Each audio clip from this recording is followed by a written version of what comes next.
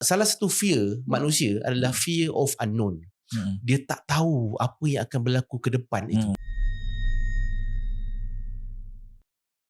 Uncertainty ni maksudnya sesuatu yang tidak pasti. Salah satu fear manusia adalah fear of unknown.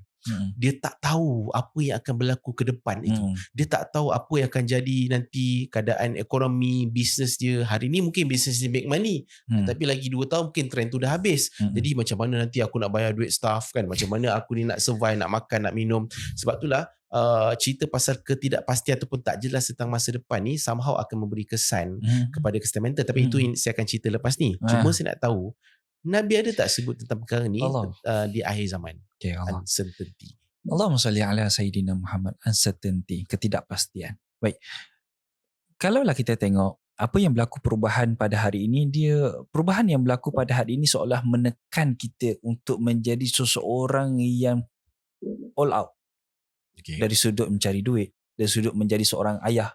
Ayah hari ini dengan ayah 20 tahun lepas, beza tak? Beza. Ayah 20 tahun lepas, malah saya sebut, dia goreng macam mana dekat anak dia. Oi, betul ayah. Hari ni, ayah hari ni goreng anak. Ayah tipu. Kenapa? Sebab ada TikTok. Saya tengok dekat TikTok ayah berbohong dan sebagainya. Sebab itulah kita tengok apa yang berlaku dengan hari ini dengan berlaku beberapa tahun lepas. Itu satu perkara yang kita tak boleh nak lari.